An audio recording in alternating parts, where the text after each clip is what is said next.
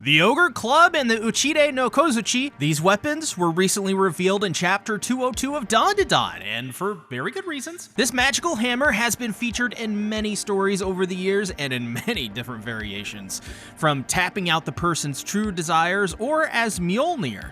This magic hammer indeed is the one you have envisioned in your head.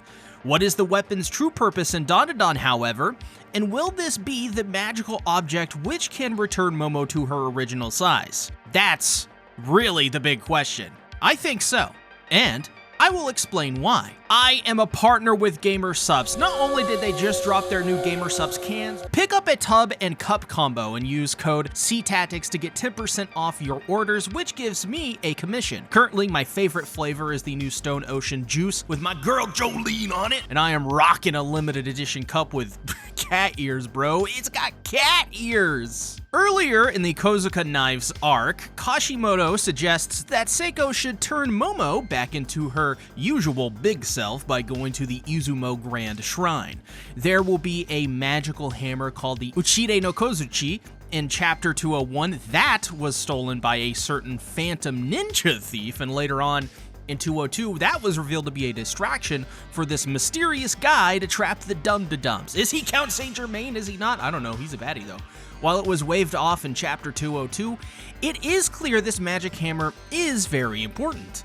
If you know even just a little bit about its real-life lore, which I did not before this video, in popular Japanese folklore, this weapon can actually tap out anything that is wished for, which in more modern terms simply means the ability to create anything the mind could wish for. In more contemporary versions of the story, this could mean anything from weapons to clothing and even unimaginable wealth. Even more interesting is that in its most famous story, Ishinboshi, the weapon is used by, what else? A 1-inch hero. That's a bit of a coincidence, no? No? And with it being able to create anything the user wishes, you could easily see where this could head, right?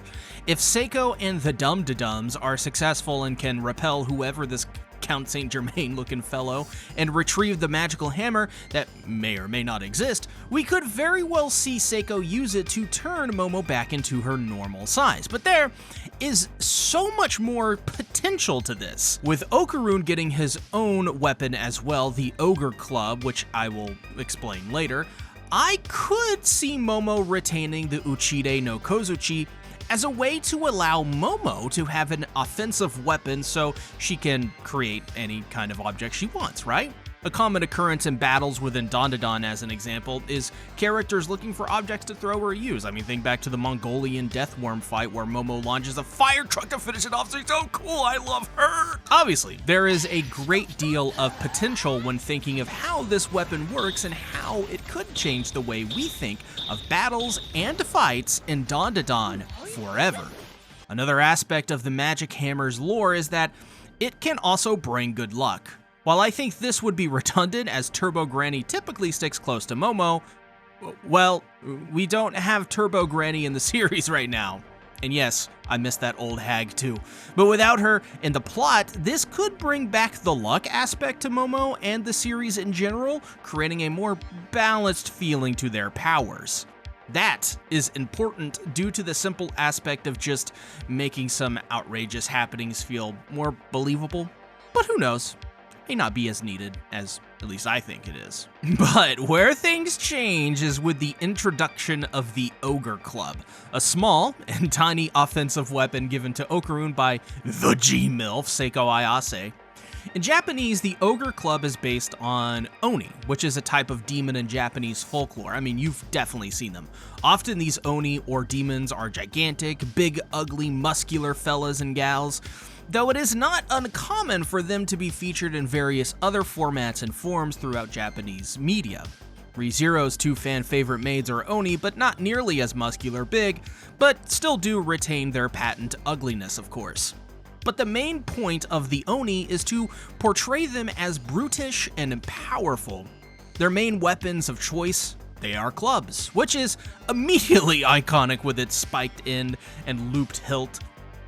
These weapons, like the creatures they accompany, are meant to symbolize the same kind of brutish strength and power. with the main characteristic of them being so heavy that no mortal would dare to lift them. In fact, the mere sight of an ogre with its club is seen as an undefeatable enemy and should be avoided entirely. Basically, he's like when Big Show enters the Royal Rumble and everybody goes, "How could anyone put Big Show over the top rope? Oh!" So just why does this Ogre Club look so unassuming? Well, this is where things get a bit interesting. In the Japanese folklore, there are two variations of the idea of the Ogre Club. The Kanabo, meaning a general term for iron clubs used by warriors and demons. This is the club I just described, and one of the popular terms used for it in pop culture. And also is just a cool word. I love the Japanese language, seriously. But when researching, I was mind blown to find there are alternate versions of the Ogre Club, or the Kanabo. The formidable but equally terrifying and less known, for me at least, the Tetsubo, which means heavy iron staff. And when I searched up more images and videos on these items, I came to the conclusion that this tiny little stick is, in reality, something that will likely transform into either the Kanabo or the Tetsubo. I think it would be more interesting, though, if Okarun was able to transform them between offensive for Kanabo and defensive when using the Tetsubo. But the Tetsubo is literally just a heavy staff variation of the Kanabo anyways, used for more long-range attacks, jabbing and prodding its enemies.